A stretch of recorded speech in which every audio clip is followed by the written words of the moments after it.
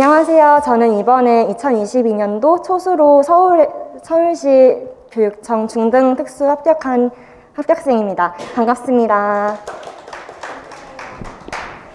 저는 일단 1차 고득점 하는 게 가장 중요하다고 생각을 해서 그 점에 대해서 가장 자세하게 말씀드리려고 오늘 이 자리에 오게 되었고, 조금 선생님들이 어떻게 공부해 나갈지 방향을 잡을 수 있도록 오늘 최대한 자세하게 말씀드릴 예정이에요. 그래서 가장 중요한 1차 고득점 어떻게 할 수 있는지에 대해서 자세하게 얘기 드리고, 두 번째는 스터디하는 방식 제가 어떻게 했는지 말씀드릴게요. 그리고 법이랑 교육과정은 어떻게 해야 하는지, 그리고 멘탈 관리 어떻게 하면 좋은지, 그리고 기타 말씀드리고 싶은 것들에 대해서 얘기 드릴게요. 그리고 사실 합격 수기는 특검 찾아봐도 수백 개가 나오잖아요. 그래서 굳이 제가 이 자리에서 특별하게 더 드릴 수 있는 말씀들이 뭐가 있을까 고민을 좀 많이 했어요. 그래서 특검에서 좀 찾아보기 어려운 내용이나 아니면 특히 제가 드리고 싶은 내용들 위주로 말씀드릴게요. 일단 저는 책에 있는 표현 그대로 외우는 거를 무조건 추천드려요.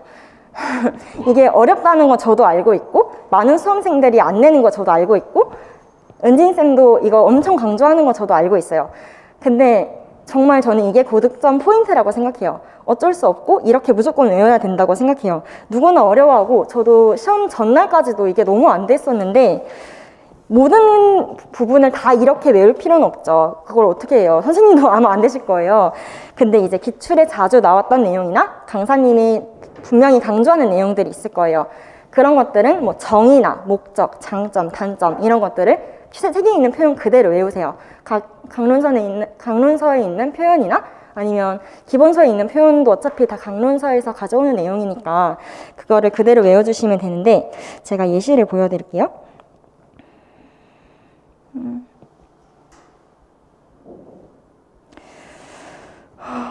예를 들면 의사소통에서 이거 탈출행동, 회피행동 이 정도는 누구나 알잖아요. 누구나 아는데 이거는 이미 기출에서도 많이 나왔잖아요. 이런 것들에 대해서는 탈출행동의 정의에 대해서, 그리고 회피행동의 정의에 대해서 이 책 표현 그대로 외워주세요.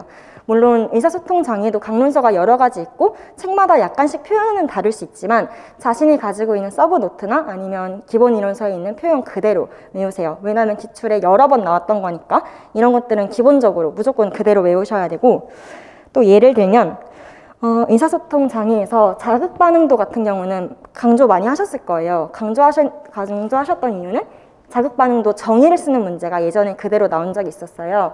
그러면 이거 정의 외우는 거는 당연한 거고, 그 근처에 있는 개념들, 예를 들면 아직 기출에 안 나왔던 뭐 오류 자질 분석, 같은 말로 변멸 자질 분석, 이거에 대해서도 정의를 정확하게 외워주시고, 밑에 말 명료도랑 말 용인도도 이거 정의 있잖아요. 이 정도 정의는 그대로 외워주세요. 왜냐하면 이게 정의 그대로 나온 적이 있었으니까 또 좋은 논문 평가에서 어떤 거를 또 정의를 물을지 목적을 물을지 모르기 때문에 그대로 외워주세요.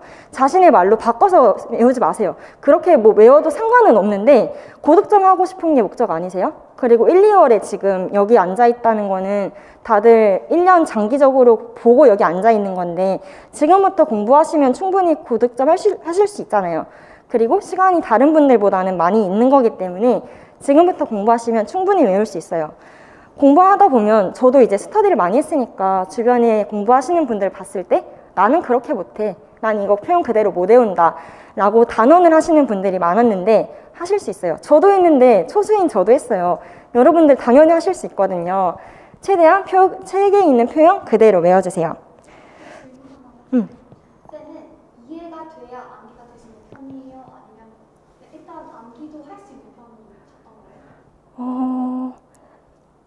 한 2회 반, 암기 반이었던 것 같아요. 근데 이제 1, 2월 달에는 이제 기본 이론 수업할 때는 그냥 암기부터 하고 봤어요. 일단 암기부터 하고 인출하고 한 나중에 하반기쯤 되니까 이해가는 것들이 좀 생겼었거든요. 이해가 물론 빠르게 되면 좋지만 이해가 안 되더라도 일단은 저는 암기하고 어떻게든 인출하려고 봤어요. 왜냐면 저도 사실 지금 이 변별자질 분석 이거 무슨 말인지 저도 사실 잘 모르겠거든요. 무슨 말인지 저도 잘 몰라요. 이해 아직까지도 안 되는데 일단 외우고 보는 거예요. 일단 외우고 보세요. 이 시험은 어쩔 수가 없이 암기하는 시험이기 때문에. 그리고 이거는 학습장애랑 지적장애 둘 다 나오는 내용인데 사회적 기술, 인지, 능력 이거를 우리들이 일반적으로 정의를 얘기해보라고 인출시키면 말을 구분을 못 하잖아요. 그래서 책에 있는 표현 그대로 외우시고 책마다 표현이 약간씩 달라요. 예를 들면 지금 사회적 기술에 대해서 이렇게 얘기하고 있고 이렇게 3개 얘기하고 있잖아요. 책마다 달라서 그렇게 되는 건데 사실 이거는 정의라고 보기 좀 어렵죠. 그래서 이거랑 이거가 이제 정의라고 볼 수 있는데 그 중에서 이렇게 강론사마다 표현이 다르면 여러분들이 외우기 쉬운 거 외우시면 돼요. 그리고 지금 인지도 이거랑 이렇게 나뉘잖아요. 저는 이거를 외웠어요. 이렇게 책에 있는 표현 그대로 외워주세요. 그리고 이거 오늘 배웠던 거라고 들었는데 이거는 읽기 이해력에서 나오는 거잖아요. 읽기 이해력에서 보통 이 5가지를 외우시죠. 단어에 대한 이해, 내용에 대한 문자적 이해, 뭐 추론적 이해, 평가적 이해, 감상적 이해 이렇게 5가지만 외우시는 게 아니라 이게 시험에 어떻게 나왔었냐면 이거 명칭 쓰는 문제 한 번 나온 적 있고 이거에 대한 예시를 쓰는 문제가 한 번 나온 적이 있어요. 저는 왜 이 2개가 나왔는지 이해가 가거든요. 비교하기가 너무 딱 좋지 않아요? 그쵸? 이런 게 나오는 거죠. 사실 이거보다는 이게 딱 비교하기 너무 좋잖아요. 그래서 명칭 쓰는 문제도 한 번 나왔었고 예시 쓰는 문제도 나왔으니까 이런 거는 이제 기출 확장인 거죠. 이런 거를 그대로 표현 그대로 외워주세요. 읽기 자료에 쓰인 내용을 있는 그대로 의미화하는 거랑 그대로가 아닌 이런 식으로 그대로 외워주세요. 이렇게 하는 게 결국은 제가 말씀드리는 게 결국은 기출 확장의 개념이기도 해요. 그리고 이거는 리마이어 자기결정 부분에서 나오는 내용이에요. 그 자율성 뭐였지? 자기조정, 심리적 감성 역량 강화, 자아실현 이렇게 있잖아요. 그것만 그냥 앞글자 따가지고 외우는 게 아니라 자아실현 안에 이 자기 인식이랑 자기 지식 있다는 것도 당연히 알아야 되고 이 2가지를 정확하게 비교를 할 수 있어야 돼요. 비교할 때 기준은 자기가 인출을 할 수 있는지 없는지예요. 인출을 이제 스터디할 때 인출을 이제 누구한테 물어보고 내가 또 대답하고 그렇게 할 때 자기 인식이랑 자기 지식 정확하게 비교를 할 수 있으려면 이걸 외워야 돼요. 어쩔 수가 없어요. 저는 이 책에 있는 표현이 정확하게 비교가 안 되더라고요. 너무 줄글로 되어 있어서. 그래서 저는 이거를 제가 강론서 찾아서 정확하게 비교를 해놓은 거예요. 이거를 그대로 외웠어요. 이런 식으로 저는 공부를 했습니다. 그리고 이거는 그 기술결함, 수익력결함 나오는 부분인데 예를 들면 일단 정의를 외워요. 정의를 이거 정확하게 외우고 원인도 키워드 그대로 외우고 이거에 대한 중재가 나와요. 중재가 선행사건이랑 후속 결과를 조절한다. 그리고 예를 들면 이런 것들이 있다. 그러니까 책에 있는 거 그대로 외우는 거예요. 이렇게 외우고 또 자기통제 부분 같은 경우는 정의가 중요하거든요. 이거를 사람들이 자기통제 기술결함에 대해서 이야기해보라고 하면 그냥 막 풀어서 막 얘기해요. 자기 말로 바꿔가지고. 근데 그렇게 하면 키워드가 채점이 나중에 안 될 수가 있기 때문에 정확하게 키워드대로 외워주세요. 제가 지금 이 노란색 쳐놓은 게 정의거든요. 이거를 책에 있는 표현 최대한 그대로 외워주세요. 지금은 1, 2월이니까 못할 수 있는데 1, 2월부터 이렇게 습관을 잡아가면 진짜 고득점으로 이어집니다. 그리고 이거는 기출 보면 나중에 기출 분석해보면 의문론적 측면이 계속 시험에 나왔었어요. 그런 경우는 여기 있는 5가지 그냥 다 외우는 거예요. 뭐가 나올지 모르고 뭐 의문론적 측면에서 하나를 예시 쓰라고 문제가 나올 수도 있고 또 이거를 직접적으로 쓰는 문제는 안 나오지만 이런 거는 또 틀린 거 고치라고 할 수도 있으니까 이런 거는 그대로 다 외워주고 왜냐면 기출에서 여러 번 나왔었으니까. 그리고 저 같은 경우는 이것도 다 외웠어요. 밑에도. 왜냐면 주변 개념이니까. 이런 식으로 저는 공부를 했습니다. 그리고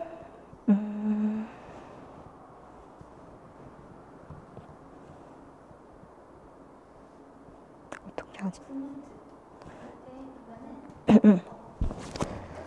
그래서 책에 있는 표현을 그대로 외우는 게 모든 걸 다 그렇게 하는 게 아니라 강사님이 강조하는 거 그리고 기출에 나왔던 거는 책에 있는 표현 최대한 그대로 외워주세요. 저는 이거를 당연하다고 생각을 하고 공부를 했었는데 제가 스터디를 하면서 보니까 이렇게 공부 안 하시는 분들이 훨씬 많더라고요. 그리고 제가 너무 비효율적으로 공부한다는 얘기를 많이 들었어요. 굳이 그렇게까지 공부 안 해도 된다고. 근데 저는 이제 1차 점수 나오고 나서 제 방식이 옳았다는 거를 확신을 했어요. 그리고 저처럼 공부하셨던 분들이 다 고득점 맞는 거 보고 아, 이 시험은 이렇게 통문장으로 암기하고 정확하게 책에 있는 표현 그대로 외우는 게 맞구나를 확신을 했습니다. 그리고 두 번째는 예시도 같이 공부하라는 거예요. 왜냐하면 예시를 쓰라고 하는 문제들이 꽤 많아요. 그냥 단순히 정의를 묻거나 뭐 중재 방법을 묻는 것도 있지만 예시를 쓰라는 문제들이 꽤 많아요. 예를 들면 명료화, 이거 상보적 교수 배우셨죠? 상보적 교수에서 이거 명료하게 정리하게다가 예시 쓰는 문제고요.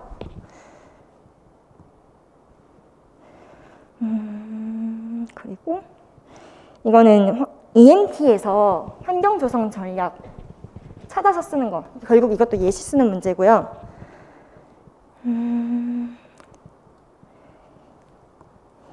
이거는 이것도 결국 예 쓰는 문제잖아요.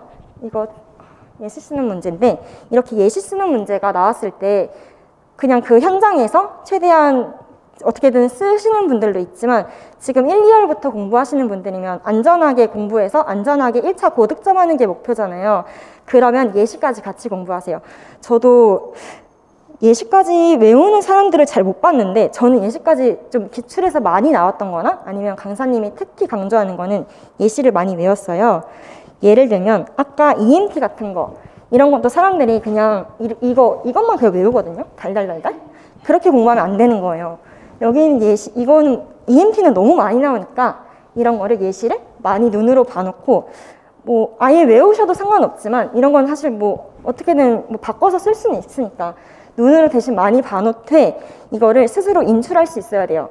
예를 들면 예상치 못한 상황에 대한 예시를 스스로 하나씩 얘기를 언제든지 할 수 있어야 되는 거예요. 그렇게 예시를 공부해달라는 말이었고 또 이거 자바라에 나오는 거잖아요. 이것도 떼조이양 도장부비 제한만 외우는 게 아니라 여기 안에 있는 예시들로 책에 다 나와요. 예를 들면 비교 같은 경우는 나보다 네가 더 잘했어. 그래서 나보다거든요.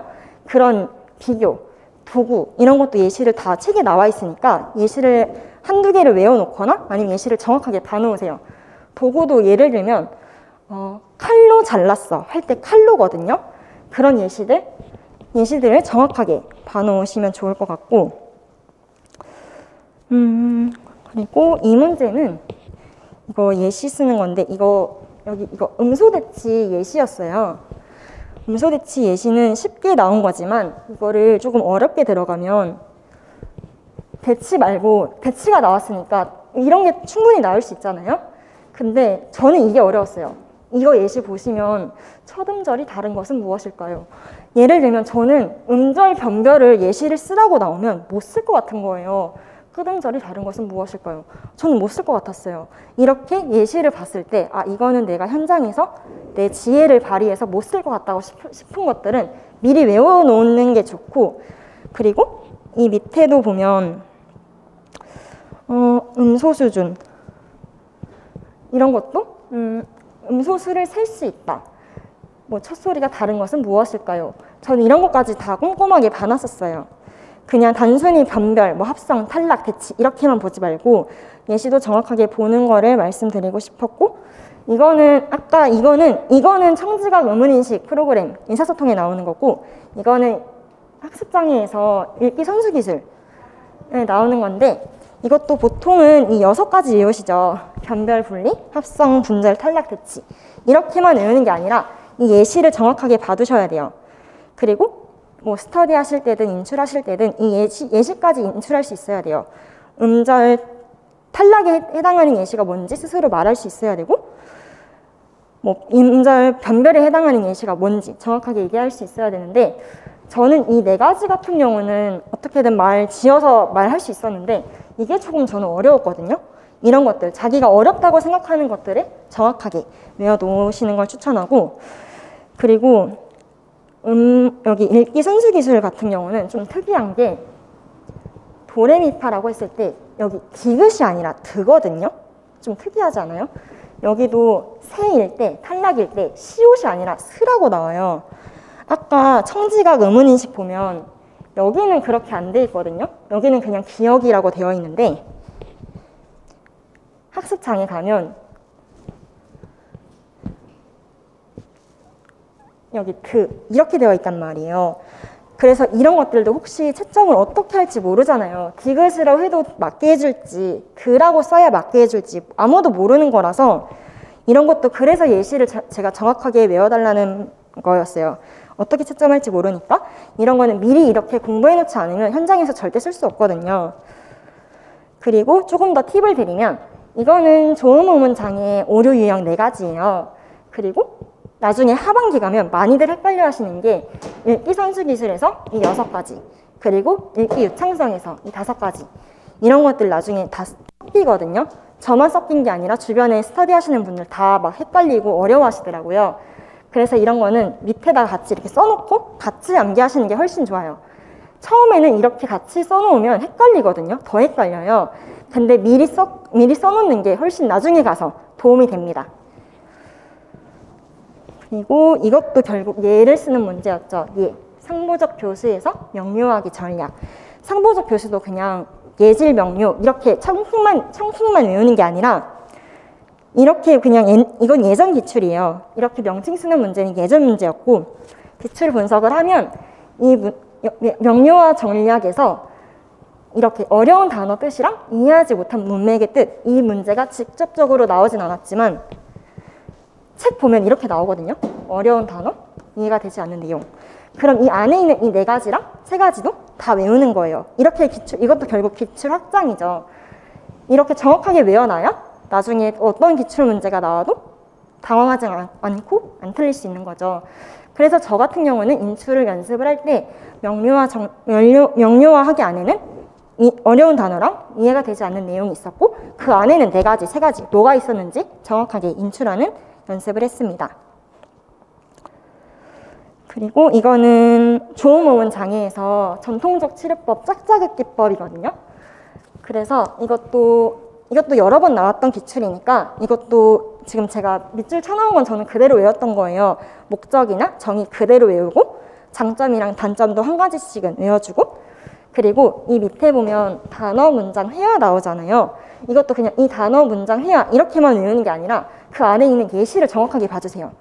가방을 지도하고 가방을 지도할 때 어떻게 이렇게 예시가 나오는지 그리고 문장 수준에서는 가방 옆에 감 이것도 회화 수준도 보면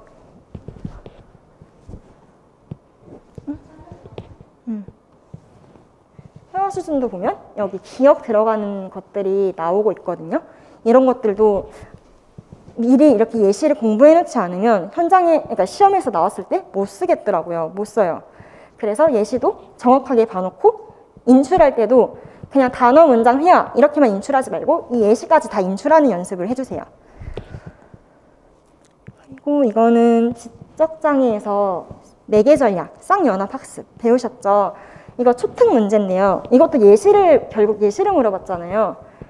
예시를 물어봤으니까 여기 있는 이런 예시 당연히 알아야 되고 조금 더 확장을 하면 여기 있는 이 방법들도 정확하게 외워주세요.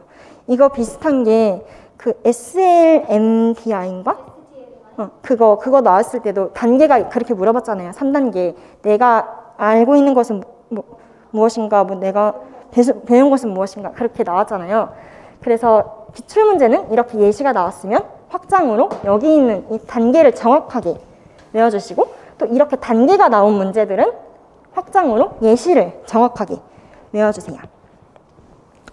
네, 저는 이렇게 공부했고 저렇게까지 해야 되나? 라고 생각하실 수 있지만 고득점을 원하시면 저는 무조건 이렇게 하는 거를 추천드립니다. 그리고 모든 예시를 다 외우라는 게 아니라 기출 분석하다 보면 외워야 되는 예시들이 나오고 또 강사님이 강조하는 것들 그런 것들은 예시까지 무조건 외우는 게 맞습니다. 그리고 전공 스터디는 어떻게 했는지 말씀드릴게요. 전공 스터디는 직강 오시는 분들은 같은 직강 듣는 분들이랑 직강 스터디를 꼭 같이 하세요. 저 같은 경우는 예를 들어 지금 수목 수업을 하잖아요. 그러면 월요일이나 화요일에 지난주까지 배웠던 내용을 같이 인출 스터디 하고 오는 거예요. 오늘 학습 장애까지 했으면 다음 주 월요일이나 화요일 안에 이번 주에 배웠던 내용들을 다 인출 스터디 하고 오는 거예요. 뭐 1대1 스터디도 괜찮고 3명이나 4명이서 하는 것도 괜찮아요. 근데 무조건 하셔야 돼요. 왜냐면 전공 스터디를 인출로 안 하면 그냥 혼자서 보고 오면 그냥 눈으로 몇 번 읽고 오거든요. 그러면 장기 기억으로 가지를 못해요. 저 같은 경우는 1, 2월에 기본 이론만 할 때 인출 스터디 한 번 했으니까 한 번 영역 다 돌렸죠. 그리고 기출 분석반 가서 한 번 더 했어요. 그러면 상반기 동안에 결국은 인출 스터디를 영역별로 총 2번 한 거예요. 2번밖에 안 했는데 굉장히 탄탄해졌단 말이에요. 그거를 이제 하반기 가서 느꼈어요. 하반기쯤 가면 6월이나 7월쯤 가면 이제 강사님들마다 다 막 모의고사 보기 시작하거든요. 6월, 7월 가면. 그때 이제 저는 막 거의 다 보고 다녔어요. 제 실력이 어떤지 너무 궁금했거든요. 근데 그때 가니까 이미 저는 어느 정도 점수가 안정적으로 나왔단 말이에요. 그렇게 점수가 안정적으로 나올 수 있었던 이유는 저는 제가 상반기 때 인출 스터디를 해놨던 것 때문이라고 생각해요. 일단 진도 안 밀리는 게 너무 중요해요. 인강 선생님들은 진도 너무 쉽게 밀릴 수 있죠. 다음 주에 몰아서 들으면 되지 라고 생각하게 되고, 직강 오시는 분들은 진도는 안 밀리는데 복습을 제대로 못하고 다음 주 거 넘어가는 경우가 너무 많죠. 그렇기 때문에 무조건 수요일, 목요일 수업이면 월화에 무조건 끝내고 오세요.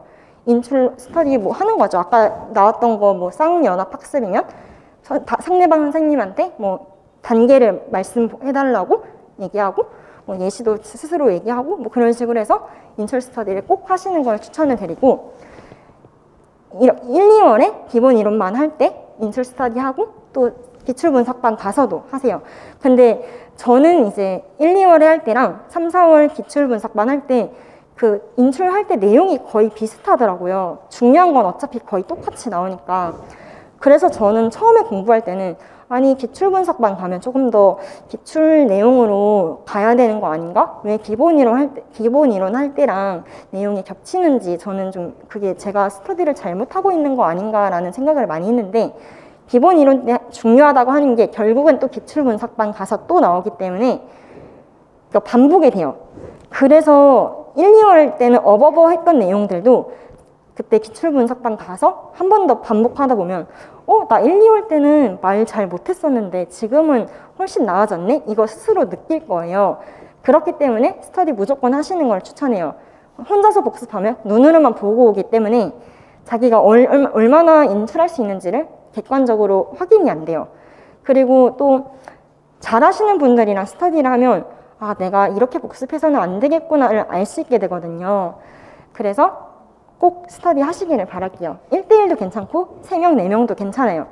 괜찮으니까 꼭 스터디는 꼭 하시기를 바라고, 인강 듣는 선생님들은 꼭 같은 강사 듣는 선생님 구해서 특검에서 구하시든지 뭐 아는 친구들이랑 해도 좋고 꼭 같은 강사 듣는 분이랑 스터디를 하시기를 바랄게요. 그리고 스터디 할 때는 직강 선생님들은 무조건 대면, 이거는 뭐 의심할 여지가 없어요. 무조건 대면 스터디 하시고, 뭐 여건이 안 돼서 온라인으로 해야 한다면 전화 스터디 말고 줌 스터디 하세요. 전화 스터디 하면 솔직히 보고할 수 있잖아요. 저는 너무 웃겼던 게 전화 스터디 할 때 막 책 넘어가는 소리가 막 들리는 거예요. 들려요. 상대방 그 선생님이 막 책 넘기는 소리가 들려요. 그리고 본인도 준비를 안 하면 보고할 수밖에 없게 되거든요. 계속 미룰 수가 없으니까. 그래서 얼굴 보고할 수 있는 줌 스터디는 솔직히 막 이렇게 보면서 할 수가 없어요. 얼굴이 보이니까. 그래서 뭐 교육학도 그렇고 전공도 그렇고 뭐 법 스터디든 총론 스터디든 꼭 줌으로 하시고, 아니면 될 수 있으면 대면으로 하시는 걸 추천드립니다. 그리고 저 같은 경우는 어떻게 했냐면, 제가 스터디 방식을 어떻게 했냐면, 상반기, 특히 이 시기에는 영역별로 했죠. 왜냐면 선생님이 진도 나가시는 게 있으니까 그것만 그냥 똑바로 하고 오면 되니까 이번 주에 학습했으면 학습, 다음 주에는 직접 그렇게 했었고요. 하반기에는 어떻게 했냐면 내일 범위를 정해서 했어요. 예를 들면 좀 자신이 약하다고 생각하는 부분이 있을 거예요. 재수하신 선생님들이나 삼수하신 분들은 자신이 약한 부분이 있을 거예요. 저 같은 경우는 학습이랑 의사소통이 약했거든요. 그렇게 약한 부분이 있을 거예요. 그러면 그거를 6일로 나누는 거예요. 의사소통 전체를 6일로 나누거나 5일로 나눠요. 아니면 행동수정도 한 6일 정도 나누면 딱 분량이 맞거든요. 그렇게 해서 그러면 이제 월, 화, 수, 목, 금, 토 그 내용이 똑같아져요. 그러니까 그 맨날 매주 월요일에 하는 내용이 똑같아져요. 그렇게 한 달 정도 하는 거예요. 그럼 4번 돌릴 수 있죠. 그리고 아니면 저는 한 2달 정도 한 적도 있거든요. 그렇게 해서 매일 범위를 정해서 아예 한 과목을 막 진짜 죽어라고 패는 거예요. 저는 그렇게 했었어요. 하반기에는. 좀 약한 과목에 대해서 의사소통, 학습, 행수 같은 경우는 그렇게 매주 정해서 아예 그냥 그거를 한 4번, 5번, 한 4, 5주 돌리면 4번, 5번 돌리니까 그렇게 했었고 한 4번, 그렇게 한 4주 정도 하니까 더 이상 그 과목이 더 이상 저희 약점이 아니더라고요. 그런 것도 추천드려요.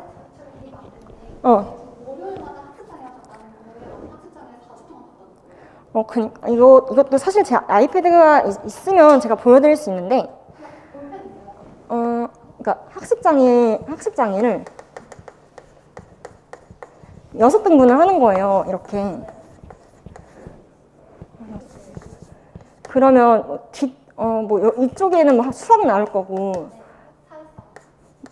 뭐 사회 나올 거고, 읽기는 좀 이렇게 나누겠죠. 이렇게 나누고 앞에는 뭐 정의 부분 나올 거고 이렇게 나눈 다음에 이거를 월, 화, 수, 목, 금, 토 이렇게 나누고 이거를 곱하기 4주를 하는 거예요. 그러니까 이거는 그냥 하루에 한 20분, 30분 정도 인출하는 거죠. 네, 맞아요. 자기가 약한 과목은 이렇게 해도 돼요. 특히 재수나 삼수 같은 경우는 이거 추천하거든요. 왜냐면 이렇게 4번, 5번 돌리면 아니면 저는 한 2달 정도 했거든요. 마지막에는 10월, 11월에 2달 정도면 한 8주를 이거를 하는 거예요. 8주 이렇게 하는데 문제 틀릴 수가 없어요. 저 의사소통이랑 행수를 했어요. 의사소통이랑 행수를 했는데 그래서 시험장에서 저 한 문제도 안 틀렸어요. 그 부분에 대해서는. 이거를 직경생 선생님들은 이거 궁금하면 제가 이따가 제 아이패드로 자세하게 보여드릴게요. 이거를 정해놓고 이렇게 하면 장점이 선생님 말씀대로 이것만 공부하는 게 아니잖아요. 뭐 공학도 공부하고 청각도 하고 시각도 하고 여러 가지 할 텐데 맨날 짬을 내서 학습장애를 그러니까 자기가 약한 과목을 이렇게 하는 거예요. 맨날 무조건 하기 때문에 자기가 약한 과목이 그러니까 강한 과목으로 갈 수 있는 거죠. 그게 너무 좋았어요. 자기가 싫어하는 과목이고 약한 과목일수록 안 보게 되는데 이렇게 매일매일 짬 내서 하는 게 약점을 이제 강점으로 갈 수 있는 계기가 되더라고요. 그래서 지금 이 시기에는 매주 영역별로 하는 거 추천드리고 하반기나 아니면 뭐 상반기에도 괜찮아요. 자기가 약한 과목이 있으면 이렇게 하면 매일 조금씩 볼 수 있다는 거. 시간 많이 안 걸려요. 이거 하는 거. 그리고 법이랑 교육과정은 무조건 통문장이에요. 저는 통문장이 너무 당연하다고 생각을 해서 말씀을 안 드리려 했는데 선생님이 아까 물어보시더라고요. 저보고 통문장을 했는지 빈칸을 했는지. 중등은 무조건 여기 다 중등인가요? 초등도 있어요? 초등은 모르겠어요. 제가 초등이 아니라서. 중등은 무조건 통문장이고요. 초등은 초과정이 있으니까 빈칸해도 되지 않을까요? 중등은 무조건 통문장이고요. 그리고 타협하지 마세요. 모든 부분 다 보세요. 그냥 이거는 안 나온대. 이건 나온 적 없대. 그런 거 너무 많이들 그렇게 배제를 하고 최대한 줄이고 보는데 작년 같은 경우에는 선택중심이 많이 나왔잖아요. 제가 작년에 공부할 때 선택중심 버리는 분들 진짜 많았거든요. 저 말고 주변에서 거의 안 봤어요. 진짜 한 10명 중에 한두 명 보나? 거의 안 봤거든요. 그리고 총론 뒤에 부분 보면 학교 교육과정 편성 운영이랑 국가수준, 교육청 수준도 있단 말이에요. 그게 중등은 거의 안 나왔지만 초등은 몇 번 나왔었어요. 그것도 많이들 버리더라고요, 중등은. 그런 거 다 타협하지 말고 다 보세요. 왜냐면 제가 선택 중심을 만약에 버렸었으면 좀 1차가 그래도 좀 불안했을 것 같아요. 좀 불안했을 것 같은데 1, 2점, 적으면 1, 2점이고 많으면 2, 3점까지 갈 수 있는 건데 그거를 버린다는 거는 하반기부터 시작하시는 그러니까 기간제 하다가 좀 늦게 공부하시는 분들은 어쩔 수 없어요. 그분들은 시간이 너무 부족하니까. 근데 지금 여기 앉아 계신 선생님들은 1, 2월부터 공부를 하시니까 저는 지금부터 충분히 다 볼 수 있다고 생각해요. 저도 한 3월부터 봤었고 법이랑 교육과정을 지금부터 공부하시는 분들은 저는 다 안 버려도 된다고 생각해요. 그렇기 때문에 고득점 안정적으로 하시려면 다 보는 걸 추천드립니다. 그리고 헷갈리는 내용은 옆에서 같이 적어서 비교하면서 공부하는 게 제 꿀팁인데, 예를 들어 볼게요. 이거 보면 지금 여기 보면 지역별 및 장애 영역별이잖아요. 여기는 지역별 또는 장애 유형이에요. 이런 게 조금 헷갈리고 비슷한 표현들인데, 이런 거를 저는 따로 이렇게 뭐 포스트잇에 붙이거나 아니면 아이패드 쓰시는 분들은 이렇게 붙여서 여기 넣어놨어요. 이렇게 비교를 해서 공부를 하면 훨씬 나중에 가서 실수도 안 하고 안 헷갈리더라고요. 그래서 이렇게 꼭 옆에다가 붙여서 같이 비교하면서 공부해 주세요. 그리고 이거는 여기 이거 25조인가? 25조인가? 6조구나. 이거 보면 특수교육기관과 같은 수준의 교육이고, 여기는 수준의 교육. 지금 이게 지금 바뀌어 있잖아요. 아닌가? 맞죠? 조금 바뀌어 있잖아요. 바뀌어 있고, 그리고 뒤에도 말이 약간 달라요. 할 수 있도록이고, 밑에는 이루어질 수 있도록. 이런 거를 정확하게 옆에 써놓고 같이 비교하면서 공부하세요. 같이 외워버리세요. 이렇게 아예 이렇게 하면 진짜 논란의 여지가 없습니다. 그리고 본인도 이렇게 나중에 공부해야 10월이나 11월 가서 안 헷갈리거든요.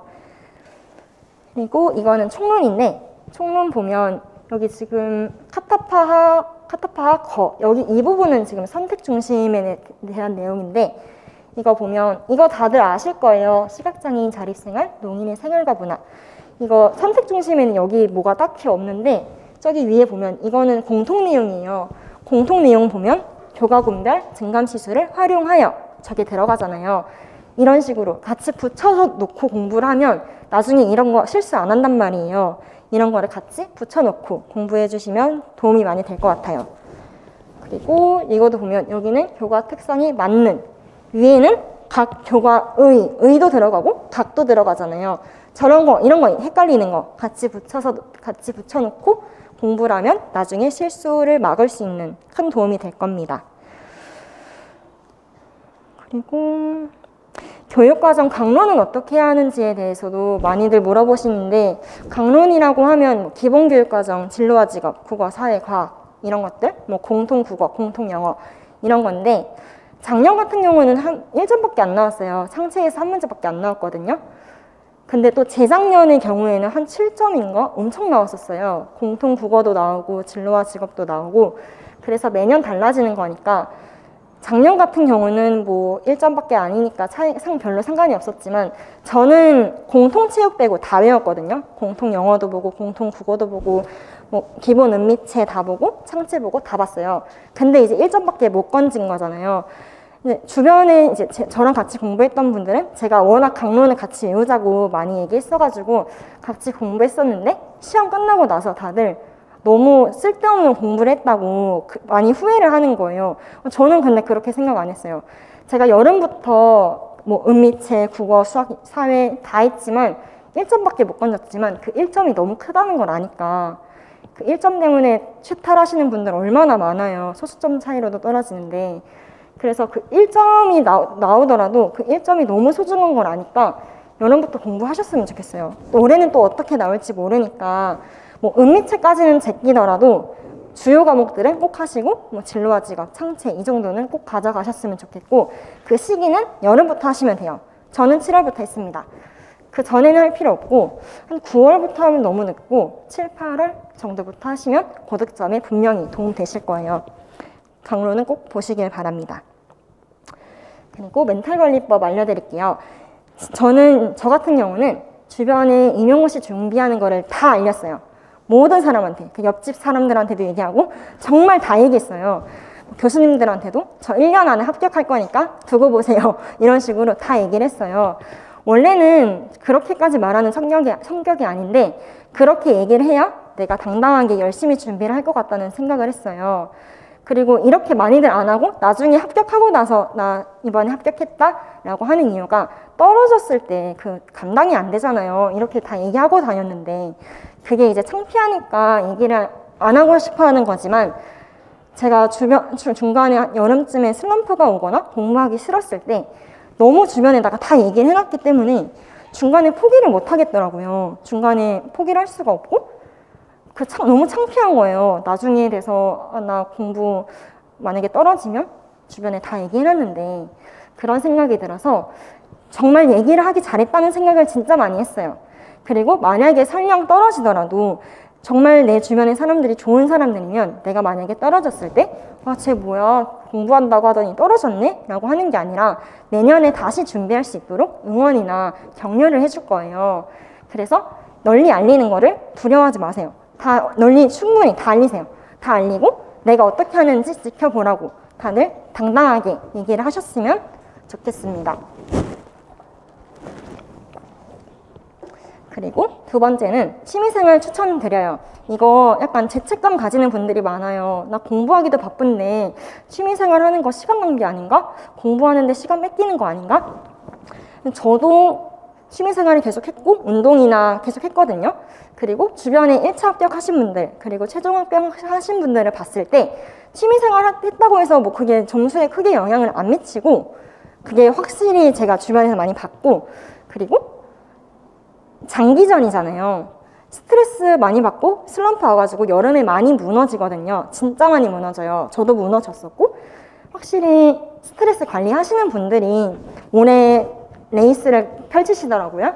그랬을 때 제가 봤을 때는 취미생활 하는 게 스트레스 관리에 무조건 도움이 된다는 확신이 섰고 그리고 뭐 친구들 만나는 것도 괜찮아요. 친구를 뭐 일주일에 3-4번 만나고 그런 것만 아니면 뭐 일주일에 한 번, 2주에 한 번, 한 달에 한 번 그 정도는 충분히 괜찮아서 친구를 만나든 운동을 하든 뭐 게임을 해도 좋고 하여튼 취미생활 하는 거 너무 죄책감 가지실 필요 없다는 말씀 드리고 싶었고요.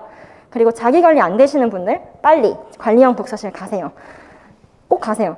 뭐 그 요새는 구름이도 많이 하고 뭐 캠스터디도 많이 하지만 그거 해도 안 된다 싶으면 돈 아끼지 말고 가세요. 저는 하반기부터 다녔고 처음에는 이게 좀 비싸잖아요. 비싼 거 알잖아요. 비싸니까 좀 많이 고민을 했어요. 내가 이렇게 한 달에 막 20, 30 내고 이런 걸 다녀야 되나? 뭐 이렇게까지 해야 되나 싶었는데 만약에 탈락하고 나서 내년에 1년 더 한다고 생각했을 때 그 비용이 훨씬 크더라고요. 그래서 자기 관리 안 되면 빨리 가세요. 빨리 가는 거 추천하고 그리고 봄에는 야외 공부하는 것도 저는 되게 꿀팁이라고 드리고 싶어요.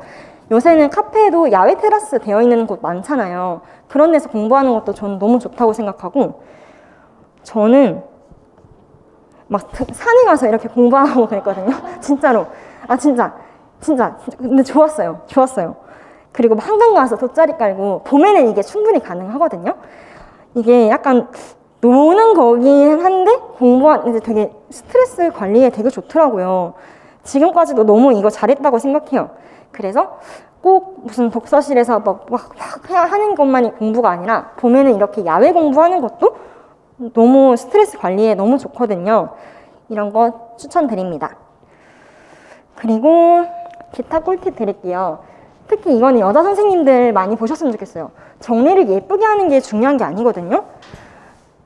저도 정리를 예쁘게 하는 스타일도 아니었고 제 주변에 플러스 10 받으신 분이 있거든요. 작년에 플러스 11이었고 올해 플러스 10인 분이 있었어요. 1차 점수로. 그분 같은 경우는 그냥 책에 연필로 밑줄만 그어요. 빨간 펜, 파란 펜 안 쓰고 형광펜도 안 써요. 그냥 연필로 밑줄만 그어요. 이 사람 공부한 거 맞아? 싶을 정도로 뭔가 예쁘게 정리하고 그런 게 아예 없었는데 점수가 너무 잘 나오잖아요. 그래서 막 예쁘게 정리하고 막 너무 그 필기하고 이런 거에만 몰두하면 저는 그거는 고득점이랑 아무 상관이 없다 생각해요. 특히 여자 선생님들은 이거 좀 조심하셨으면 좋겠어요. 예쁘게 정리한 게 자기가 공부 열심히 하고 있다고 착각하게 되는데 공부 여러 번 반복하는 게 훨씬 더 중요하다는 거. 물론 예쁘게 정리를 하면 그게 눈에 더 잘 들어오는 건 맞는데 그렇게 예쁘게 정리해 놓은 것만 보고 뿌듯함을 느끼고 성취감을 느끼더라고요. 그거는 고득점이랑 아무 상관이 없어요. 예쁘게 정리하는 거에 너무 많은 신경을 쓰지 마세요. 한 번이라도 더 보는 게 중요하고 그리고 파이널은 무조건 들으셔야 돼요. 이거는 진짜 거의 강요를 하고 싶어요. 파이널은 진짜 무조건 들어야 돼요.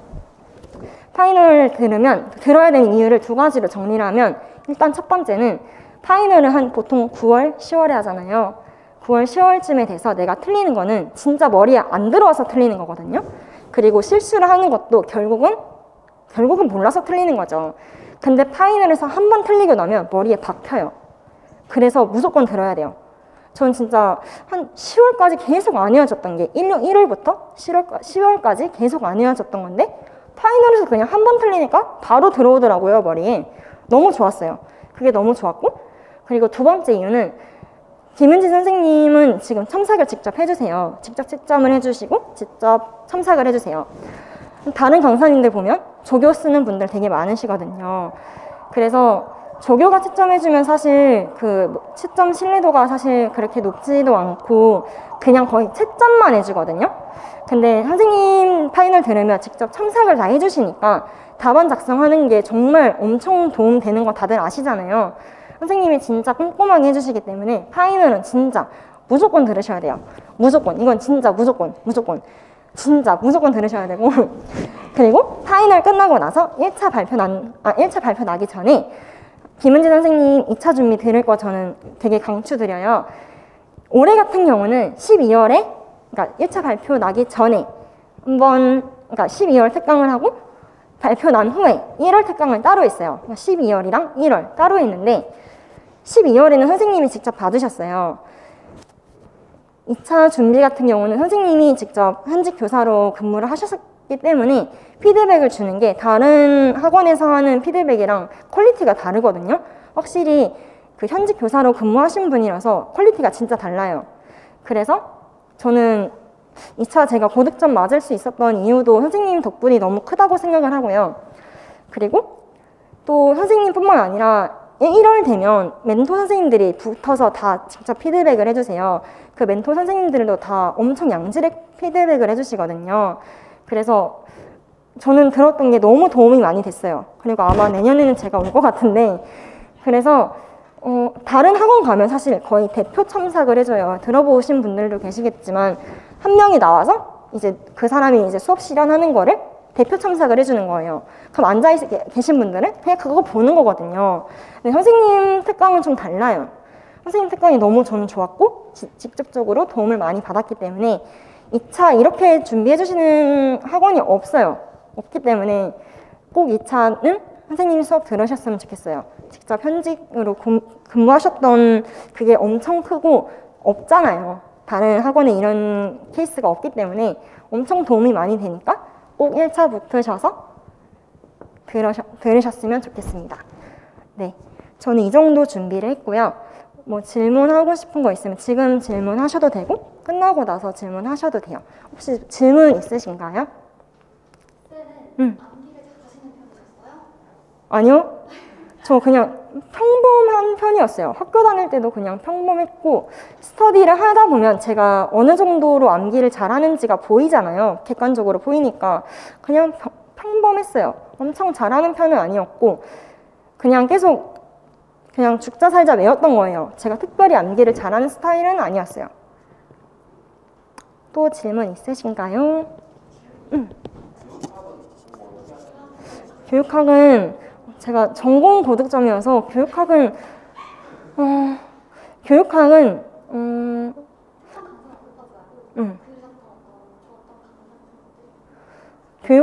그러면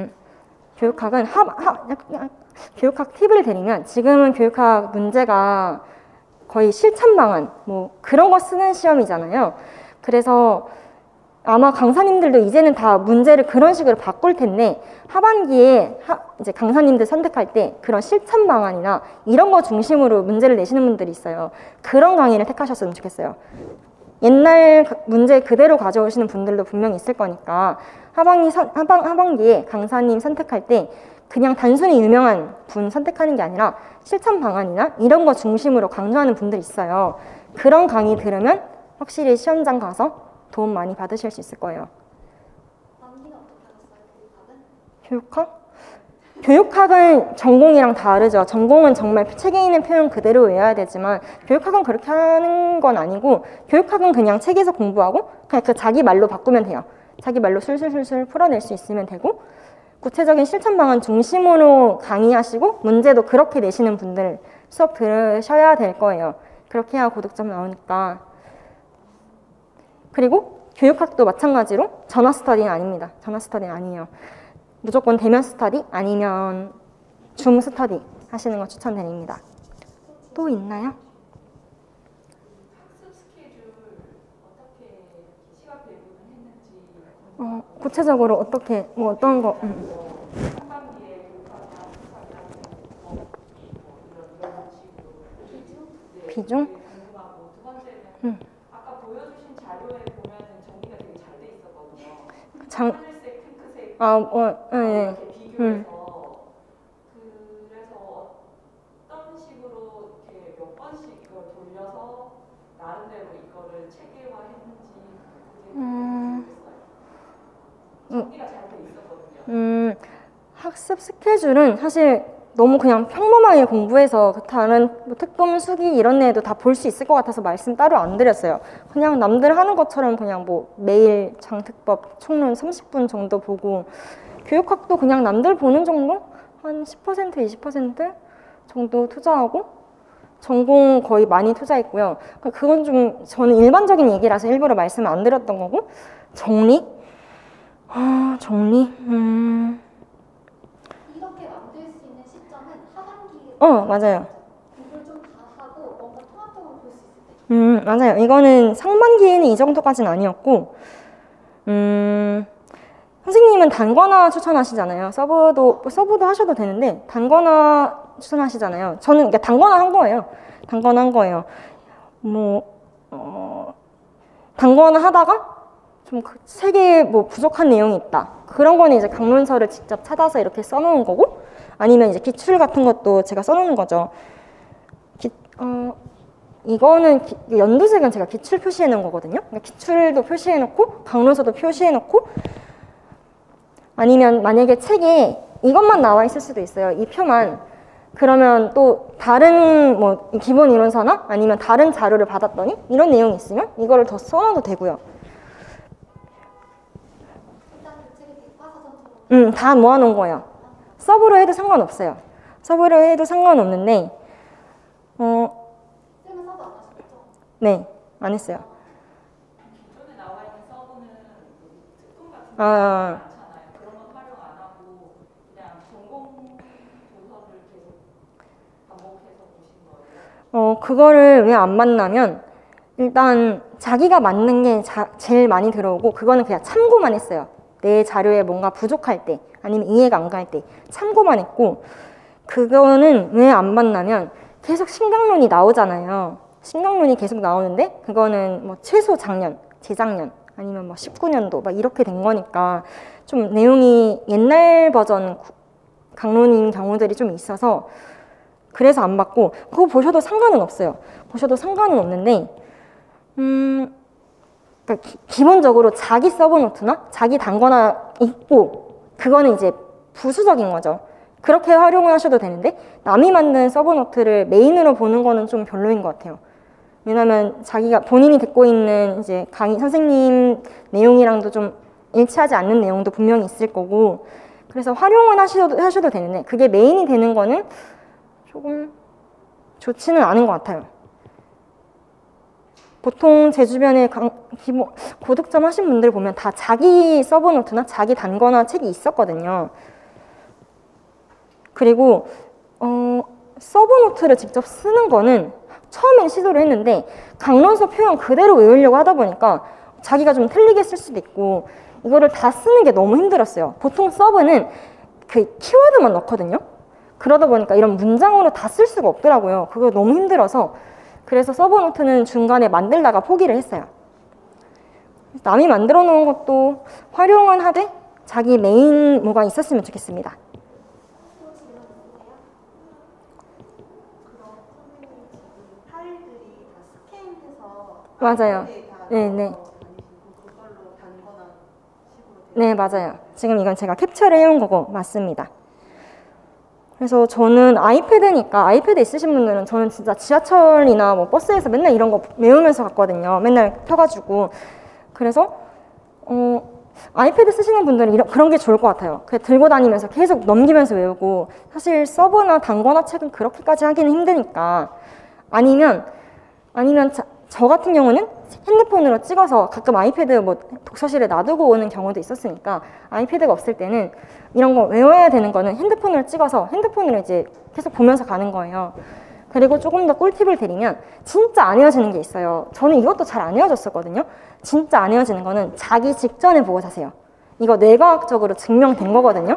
자기 직전에 보면 그게 암기가 되게 잘 된다고 이미 진짜 제 생각이 아니라 뇌과학적으로 검증된 거여서 자기 직전에 보고 아침에 일어나서 한 번 더 보세요. 그럼 진짜 엄청 기억이 잘 나더라고요.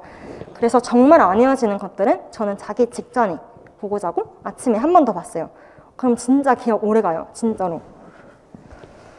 그리고 또 혹시 질문 있으실까요? 그러면 그 필드로 공부하시다가 마지막에 시험장 갈 때는 어떤 걸 어떻게 했었지? 시험장 갈 때는 거의 교육과정 강론이나 법총론 이런 거 가져갔어요. 아니면 뭐 이렇게 정리해서 너무 안 외워지는 것들만 정리해서 가져갔어요. 아침에는 이제 아이패드 들고 갔죠. 들고 가서 반납하면 되니까. 쉬는 시간이나 이럴 때는 그냥 간단하게 볼 수 있는 거, 너무 헷갈리는 거 위주로 봤어요. 저도 그게 좀 고민이었거든요. 아이패드를 출력해야 되나? 이런 고민을 많이 했었는데 그거는 그때 가서 고민하셔도 될 것 같아요. 출력 직접 할 수도 있으니까. 또 질문 있으실까요?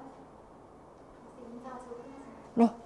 들어주셔서 너무 감사하고 전 진짜 선생님 도움을 진짜 많이 얻었어요. 저 선생님이랑 이해관계 아무것도 없거든요. 아무것도 없어요.